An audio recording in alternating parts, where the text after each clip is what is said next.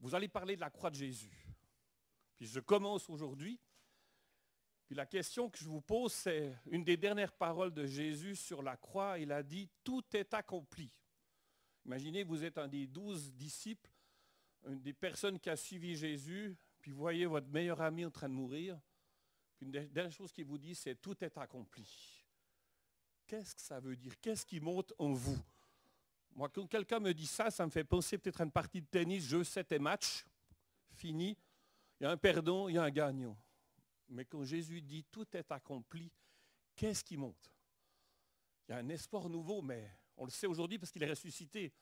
Mais il y a 2000 ans, un vendredi saint, quand il a dit tout est accompli, c'était plutôt une panique, une fin difficile, un au revoir, un rêve qui s'est peut-être anéanti, qui a été découragé, pour beaucoup de ses disciples en tout cas.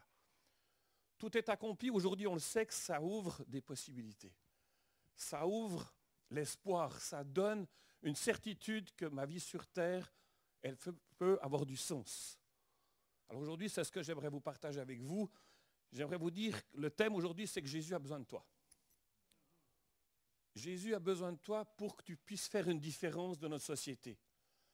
Jésus a besoin de toi pour que tu laisses une trace d'amour autour de toi. Jésus a besoin de toi pour être en relation avec toi, pour que tu puisses transmettre le pardon, la joie, la paix. Alors qu'est-ce que ça veut dire, laisser une trace d'amour? Je vais vous emmener avec moi au Pérou. Parce que certains m'ont dit, hey, tu es bronzé, Laurent. J'ai dit, oui, j'ai la chance de revenir du Pérou. Pérou, c'est 35-38 degrés, alors que c'est l'hiver qui commence. Le contraste cette semaine était saisissant. Hein? Voilà. Donc, qu'est-ce qui s'est passé? Pourquoi je suis parti au Pérou? Une entreprise de Montréal, le patron a dit, mais moi, je fais de l'argent. Puis le bénéfice, le 10% de mon bénéfice, j'aimerais être dans une fondation. Parce que cette fondation, j'aimerais qu'on puisse partir dans le monde et aussi au Québec, faire une différence dans la vie des enfants. Alors, ils m'ont demandé d'être accompagnateur de ces ouvriers, tous des gens qui ont fait de la prison, qui sont cadres, qui sont directeurs, qui sont des simples ouvriers. On est parti à 15 au Pérou. Puis les premières photos que vous voyez, je suis sur le fleuve de l'Amazonie. Donc, extraordinaire. J'ai vécu des choses, j'ai vu des choses qu'on voit des fois à la télévision, mais je l'ai vécu en vrai. Donc, voilà une partie de l'équipe. Tu peux avancer pour les photos. Il y a aussi des sales petites bébêtes. Ça, c'est le premier soir qu'on arrive. Le guide nous dit, vous verrez, à côté de votre chambre, il y a ça. Donc, c'est des mygales. L'araignée sur la rose, là, c'est l'araignée mortelle. Si tu la touches, tu n'es plus là. Puis la nuit, quand tu dors, ça fait... Tu n'oses pas trop regarder qu'est-ce qui se passe. Et le matin, en travaillant, tu dis, oh, il y a un scorpion qui est à côté de mon lit. Voilà, c'est le genre de choses qu'il faut être cardiaque un petit peu. Voilà. On voit aussi des choses, pas souvent, si vous voyez bien, il y a un iguane ici. Donc voilà, je voulais vous le montrer, parce que ça existe de vrai. On s'est retrouvés, comme François l'a dit, parmi les Premières Nations. Donc pour moi, c'est toujours un cadeau d'être avec ces enfants-là, de pouvoir amener toute une différence, faire un tournoi de soccer, de pouvoir jouer avec les enfants. Voilà. À Lima, où on était, c'est dans le quartier des favelas. Ce n'est pas seulement au Brésil qu'il y a des favelas, c'est aussi un quartier très très pauvre.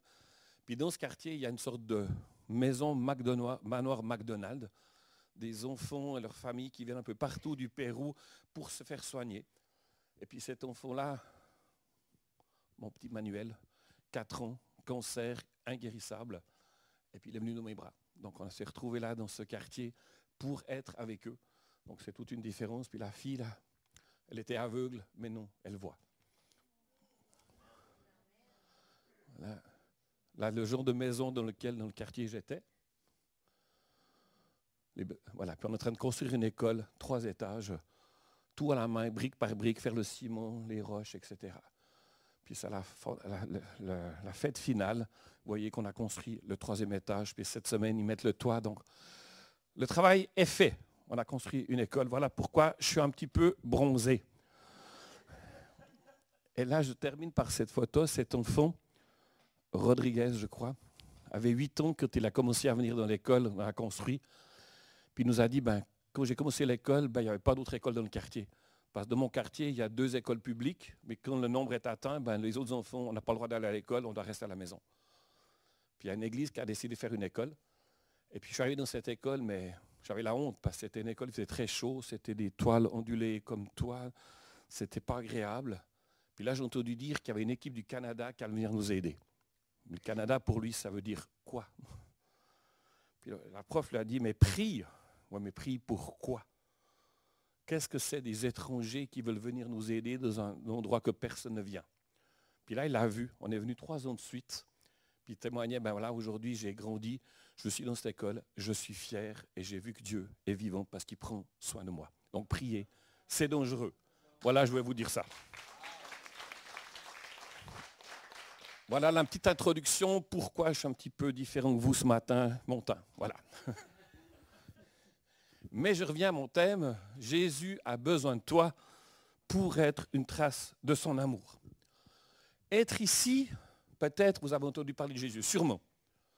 Vous avez une relation avec Jésus. Vous êtes tout au début, mais on me dit, il y a des gens sympas dans cette église. Viens, il y a un café, il y a des biscuits, on parle de Jésus, on peut partager. Pour moi, ça veut dire être un disciple de Jésus.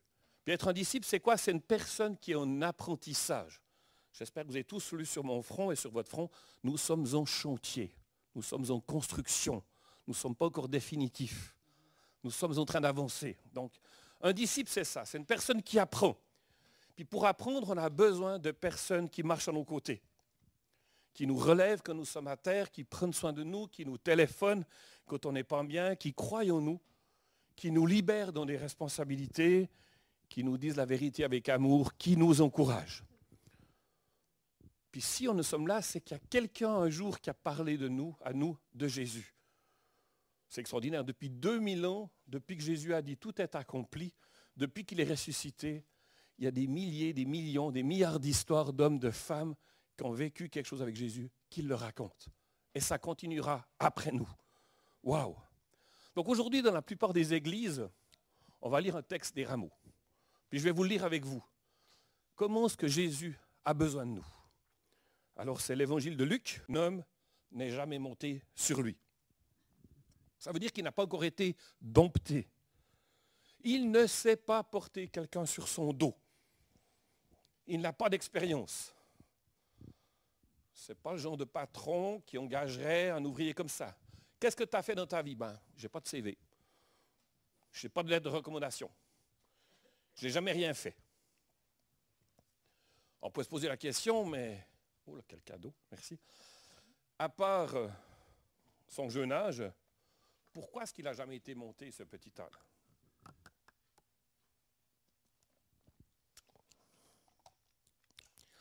Est-ce qu'il est incompétent?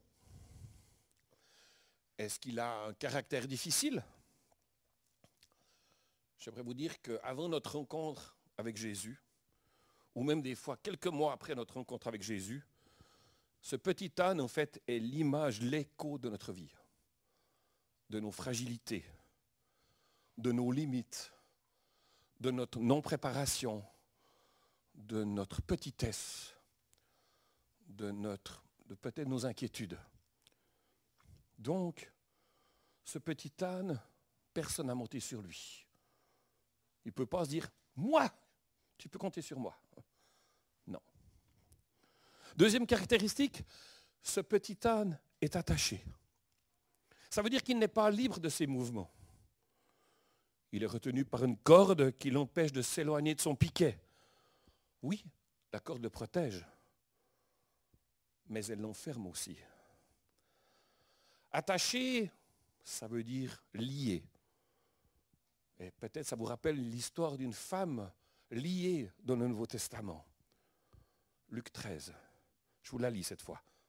Or, il y avait là une femme habitée par un esprit qui la rendait infirme depuis 18 ans. Elle était courbée et ne pouvait pas du tout se redresser. Lorsqu'il la vit, Jésus lui adressa la parole et lui dit, « Femme, tu es délivrée de ton infirmité. » Il pose les mains sur elle et immédiatement, elle se redresse. Elle se met à célébrer la gloire de Dieu. Mais le chef de la synagogue, indigné de ce que Jésus avait fait, une guérison un jour de sabbat, dit à la foule, « Hé, il y a 6 jours pour travailler. Venez donc vous faire guérir ce jour-là et non pas le jour du sabbat. » Ouch. Le Seigneur lui répondit en ces termes, « Hé, hypocrite, le jour du sabbat, chacun de vous ne détache pas son bœuf, son âne, de la mangeoire pour lui donner à boire.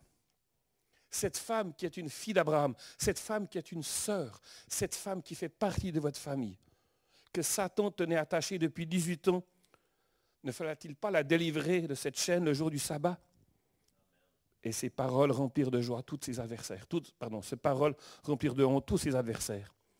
Et toute la foule entière se réjouissait de toutes les merveilles qu'il faisait. Donc cette femme, imaginez, liée par la souffrance, par la maladie, ça veut dire quoi? L'isolement, seule. Dans ses marches quotidiennes, 18 ans de sa vie, courbée, sans possibilité de se redresser, elle n'a sûrement vu que le bout de ses pieds. Impossible pour elle de lever la tête, de dire un bonjour quand elle croise quelqu'un. Impossible pour elle d'observer le sourire d'un enfant, de recevoir un regard d'amour, courbée. Elle ne peut pas se réjouir devant un simple coucher du soleil. Cette femme, j'ai l'impression qu'elle est liée à l'écho de tout ce qui nous tient attachés dans la vie, de tout ce qui nous limite dans nos mouvements, de tout ce qui nous empêche d'être libres, tout ce qui nous rend prisonniers. Alors ce petit âne qui est attaché à une corde, lui aussi il est limité dans ses déplacements. Il ne connaît pas la liberté. Il ne peut pas aller plus loin, puisqu'il est attaché. Troisième caractéristique, le petit âne appartient à des maîtres. Il est comme un objet entre leurs mains. Les maîtres peuvent l'attacher, le dresser, le vendre. Ce petit âne me fait penser aux disciples de Judas. Judas a passé 3 ans avec Jésus. Il a vu Jésus guérir des malades. Il a vu toucher des vies brisées. Il a entendu les paroles aimantes de Jésus. Mais pourquoi Judas a-t-il trahi Jésus? Judas a partagé la vie de Jésus. Il a vu la multiplication miraculeuse des pains, des poissons. Il était témoin d'un lac déchaîné devenir calme. Pourquoi Judas a-t-il trahi Jésus? Judas est allé un jour vers les responsables des Juifs. Ils ne sont pas venus le chercher, c'est lui-même qui est allé les voir. A-t-il trahi Jésus à cause de ses dépendances? Il avait la charge de la bourse. Et Jésus, comme ses amis, ont toujours su qu'il volait de l'argent, qu'il était censé être partagé. Est-ce que Judas avait une peur de manquer? Est-ce que Judas avait une dépendance qu'il n'a pas voulu traiter? Ses addictions, ses problèmes l'ont emmené à faire de mauvais choix.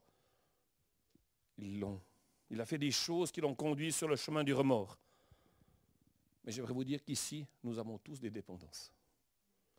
Nous avons tous des cordes qui nous tiennent attachés. Ne rejetons pas, ne restons pas avec nos secrets. Demandez de l'aide, confesser nos péchés, partager, prier les uns pour les autres, ce n'est pas un signe de faiblesse. Bien au contraire, ça peut changer la suite de notre histoire de vie. Alors ce petit âne, c'est quoi ces 3 caractéristiques? Fragile, pas de CV, pas d'orgueil, pas de se montrer. Attaché, pas libre, coincé, dépendant et ne s'appartient pas. C'est plutôt négatif, non? Mais Jésus le sait. Il le choisit quand même. Waouh! Jésus voit des choses qu'on ne voit pas nous-mêmes. Il le choisit. Il indique à ses disciples où aller le chercher et comment ils le trouveront. J'aimerais vous dire que ce matin, dans nos fragilités, dans nos incompétences, dans notre enfermement, dans nos peurs, Dieu nous connaît déjà. Notre existence, nos limites sont connues également de Dieu. Comme je l'ai dit, l'histoire ne se termine pas là. Les disciples trouvent le petit âne. Ils ont été envoyés le chercher et ils le trouvent. Et en grec, le verbe trouver se dit eurisko, qui a donné en français eureka. 44 fois, ce verbe eureka se trouve dans l'évangile de Luc. Eureka quand les bergers trouvent l'enfant emmailloté, couché dans une crèche. Quand un officier romain vient demander la guérison de son serviteur, Jésus dit, je n'ai jamais trouvé Eureka une aussi grande foi. À propos de la prière, Jésus dit, cherchez et Eureka, vous trouverez. Les femmes ont trouvé Eureka, la pierre roulée et le tombeau vide.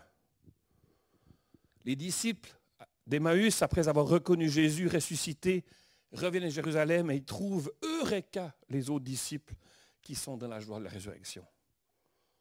Jésus est parti, part à notre recherche et il nous trouve. Eureka. Nous sommes tous ici le trésor que Dieu est en train de trouver. Et une fois trouvé, qu'est-ce qui se passe? Les disciples détachent l'ânon, le petit âne, lui enlèvent les liens, la corde, le libèrent. C'est ce que Dieu fait quand il vient nous trouver. C'est ce que Dieu fait quand il nous trouve, quand il nous cherche. Quand il nous trouve, il nous demande, il nous dit, mais non Laurent, mais non vous tous, je te détache, je te délie, je te libère, je te pardonne, j'ai besoin de toi. Et ce qui est extraordinaire, c'est que le petit âne, une fois détaché, n'est pas laissé à l'abandon. Les disciples amènent le petit âne à Jésus. Et le petit âne est amené en présence de celui qui a besoin de lui. Il est libéré de ses maîtres pour être mis en présence de Jésus. Pourquoi? Parce que Jésus en a besoin. Amener à Jésus, c'est le travail de tout disciple. Quand vous allez venir ici le 4 mai pour la petite cuillère, vous allez venir passer la fête, les retrouvailles, le repas italien, ça va être bon, ça va être sympa. Mais le plus important, c'est d'amener votre ami à Jésus. Au début du ministère, de son ministère, des gens ont amené vers Jésus des malades pour qu'il leur impose les mains et les guérisse. Et pour tous ceux qui sont parents ici, la chose la plus importante, l'éducation la plus importante, c'est d'amener des enfants, nos enfants, à Jésus pour qu'il pose des mains sur eux. Quand mes enfants étaient tout petits, on m'a posé un jour la question, mais Laurent, c'est quoi le but pour tes enfants? Qu'est-ce que tu aimerais qu'ils deviennent? Je n'avais pas la réponse à ce moment-là, mais est-ce que je vais mettre de l'argent de côté pour eux? Est-ce que j'aimerais un jour qu'ils aient des études, qu'ils se marient? C'était loin, bien loin. Il m'a dit, Laurent, je te lance un défi. La pause la plus importante, c'est qu'ils rencontrent Jésus. Ça a bien changé mon éducation. Cette parole est entrée là. Vraiment. Mais une fois, le petit âne n'est pas allé tout seul vers Jésus. C'est Jésus qui a envoyé 2 de ses disciples pour le trouver et ensuite l'amener vers Jésus. Jésus connaît notre fragilité, nos liens, nos servitudes, nos peurs, nos angoisses, nos dépendances. Mais il nous envoie des frères et des sœurs pour nous trouver, pour nous délivrer et pour nous amener au pied de Jésus. Peut-être un jour, des personnes autour de vous vous ont dit « Tu es beaucoup trop magané. Ton passé, désolé, je ne peux rien faire pour toi. » Qu'est-ce que Jésus nous dit? Je t'envoie des disciples pour qu'ils t'amènent à moi, car j'ai besoin de toi. Une fois amenés vers Jésus, les disciples jettent leurs vêtements sur l'âne. Pour moi, ils sont en train de l'habiller. Ils lui donnent leurs vêtements, c'est-à-dire une part d'eux-mêmes. Une fois trouvés, détachés, amenés à Jésus, vêtus d'habits, la mission du petit âne se réalise. Le petit âne qui n'a jamais porté quelqu'un sur son dos, qui ne sait pas comment le faire, qui est sans doute encore trop petit, est chargé d'une mission royale, porter Jésus. Et il y a encore un détail très intéressant dans ce récit, ce sont les disciples qui font monter Jésus sur l'ânon. Ce petit âne n'est pas tout seul en fait à porter Jésus. Il y a les autres disciples qui sont là, qui sont autour, qui aident. Ça veut dire qu'ici, personne n'est ici tout seul pour porter Jésus. Quand je suis appelé à porter Jésus, d'autres autour de moi participent à cet appel. Ça s'appelle dans l'Église la solidarité, la communion, la communauté, les petits groupes, le partage. Je suis chargé, nous sommes chargés de porter Christ, Mais cette charge est légère, car elle est partagée. L'histoire de ce petit âne, vous l'avez compris, c'est mon histoire, c'est ton histoire, c'est notre histoire. C'est le cheminement de nos vies fragiles, attachées, sans compétence, conduites à Jésus pour entrer en mission. C'est le cheminement de notre foi. Le réflexe tout naturel de toute personne qui fait une bêtise, c'est de se cacher, non? De mentir, de fuir. Adam et Ève, c'est ce qu'ils nous ont montré, ils se sont cachés après avoir mangé le fruit. Ils ont pensé que c'était possible de se cacher, d'être quelque part sans que Dieu ne le sache.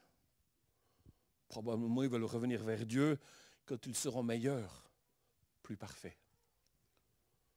Est-ce qu'en s'éloignant de Dieu que nous pouvons faire des progrès? C'est le contraire.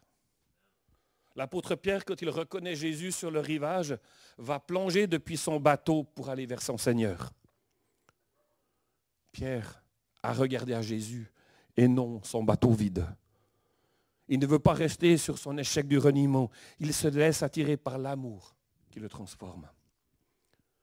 Et une fois tous les deux sur la plage, pendant le repas, Jésus va lui poser cette question. « Simon, fils de Jonas, m'aimes-tu » Et cette fois, Pierre répondra par la vérité. « Seigneur, tu sais, j'ai de l'amour pour toi. » Il ne dit pas « Seigneur, tu vois bien que je t'aime ». Non. Ce que tu as vu au fond de moi. Tu as vu ce dont je suis capable.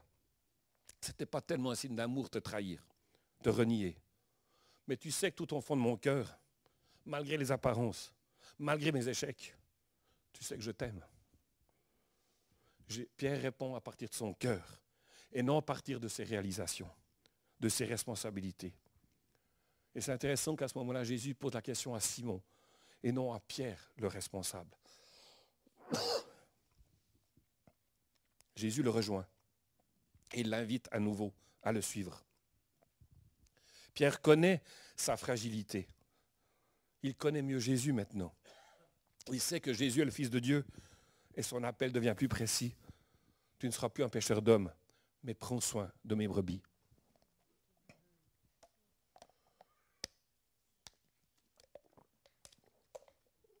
Alors, ce matin, pour laisser une trace d'amour, pour raconter la bonne nouvelle de la présence apaisante de Jésus, pour témoigner son entrée dans nos vies, c'est chacun de nous que Jésus a besoin.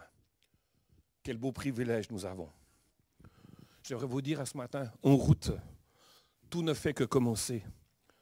Peut-être, comme cet âne, nous ne nous sentons pas compétents pour porter Jésus. Trop fragiles, pas prêts. Mais le Seigneur en a besoin. Pourquoi? Pour être témoin auprès d'autres qui, à leur tour, peuvent partager la même joie. Pourquoi toi? Pourquoi moi? Pourquoi nous? Parce que Jésus en a besoin. Je termine en citant John Wesley. Faites tout le bien que vous pouvez, par tous les moyens que vous pouvez, de toutes les manières que vous pouvez, dans tous les endroits que vous pouvez, à tout moment, à toutes les personnes que vous pouvez, et aussi longtemps que vous le pouvez. Vous dites, mais Laurent, je ne suis pas qualifié pour faire. J'ai l'impression que ce petit âne, je suis encore attaché. J'ai une bonne nouvelle. C'est Dieu qui veut recevoir la gloire. Ce n'est pas nous. Hosanna, il vient. Hosanna, il a besoin de nous. En arrivant ici ce matin, je regardais mon agenda. Qu'est-ce qui m'attend cette semaine? Oui, je vais être dans la prison à Joliette. Mais je vais rencontrer cette semaine aussi des députés, des sportifs qui ont fait la une des journaux du Canada, qui m'ont dit, Laurent, j'ai besoin de toi. J'arrive en fin de carrière et je ne sais plus qui je suis. Tout ça, je me dis, mais Laurent, je ne suis pas compétent. Je ne suis pas qualifié. Le petit Suisse qui arrive du Québec ici pour être là. Seigneur, à toi la gloire. Moïse, il est devenu un grand homme de Dieu. C'est qu'il y a 3 femmes qui ont vu en lui quelque chose qu'il n'avait pas vu. Premièrement, sa maman, qui l'a caché, qui a mis au monde alors que le pharaon voulait faire tuer tous les petits garçons. Il a dit non, je refuse cette interdiction. Sa sœur de Moïse, quand elle a vu son frère sur le Nil dans une petite corbeille, elle dit, moi je le surveille, je vais être près de lui pour qu'il n'arrive rien. Et quand la fille du pharaon l'a accueilli, C'est intéressant que Moïse en égyptien, ça veut dire mon fils. Elle n'a pas vu un esclave, elle n'a pas vu un étranger. Elle l'appelait mon fils. C'est ce que Jésus appelle chacun d'entre nous. Mon fils, ma fille. Pas peut-être encore rien fait, mais moi j'ai confiance. Le Seigneur a besoin de toi, le Seigneur a besoin de moi. Le Seigneur a besoin de disciples, de notre présence ici aujourd'hui et de notre disponibilité pour Joliette. Bon dimanche avec Jésus qui a besoin de vous. Amen.